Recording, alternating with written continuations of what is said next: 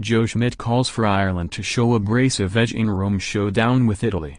He wants Ireland to be abrasive in the test against Italy on Sunday and, in that spirit, Schmidt wasn't conceding anything easily at the announcement of his team. Someone asked if the coach would challenge Sean Cronin to prove him wrong, given that Leinster hooker will win his 68th cap in Rome, but will be making his first Six Nations start. The question hadn't been completed before Schmidt was lining up a short, brutal response. "Haven't had that conversation," he said, before turning his gaze back on his audience. Next. Schmidt is a school teacher by training and still, occasionally, by instinct. Just as a teacher will not volunteer to be proven wrong, so an elite coach in the mold of Schmidt will not want to show their fallibility to the group. Cronin hasn't started matches in the championship for Schmidt because the Ireland head coach has preferred Rory Best. 2 championships and a Grand Slam back his judgment.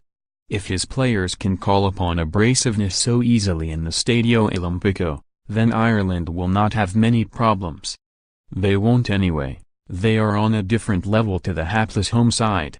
It was interesting, however, that in outlining what he wanted to see from his side, Schmidt identified the need to be abrasive. Given that a physical challenge is about the most convincing one Italy will muster, it makes sense. But this desire for an abrasive edge also bounces back to the first game of the championship, when Schmidt used the word bullied to describe what happened to his side against England.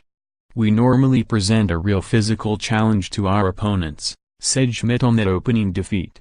"We can reflect on the England game and we weren't quite where we needed to be. I'd be the first to admit that and take a degree of responsibility for that. After 2 matches, that England game is the most relevant Ireland have played. That looks certain to be the case come Monday morning, too, because outside of an initial physical resistance, Italy will not be able to trouble Ireland. But that physical squabble does give the Irish players an opportunity to continue righting the wrongs from that English humiliation. We probably should have responded when there was a few off-the-ball incidents," said Schmidt. "We should have responded with, certainly not with indiscipline because that's not us, but to be a bit more abrasive within the laws of the game because that's what we feel we can deliver and that would be something I'd love to see on Sunday. Italy are likely to pay for sins inflicted by Eddie Jones's team, and England's status as the form team in the championship will have been thoroughly examined by the time Ireland take to the pitch on Sunday afternoon." The meeting between the English and the Welsh took up almost as much of Schmidt's time in Carton House as the visit to Italy. From his comments, the Ireland coach expects a rousing Welsh challenge. And were Wales to win, it would mean Ireland's own championship ambitions were reinvigorated. They have a proud record at home and they take pride at that Principality Stadium of being really tough to beat. "We've gone there with good teams and not managed to do it because, for every inch, you've got to fight so hard. They'll endeavor to do exactly that. I think it's going to be a really interesting battle. I don't think Wales will give England the entry points in the air that we gave them. Maybe, again, that's us being a little too disciplined especially when you see it's something that's not really being sanctioned.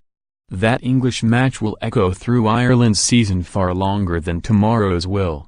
That is not typical denigration of a minnow, but rather a recognition of Italy's diminished status.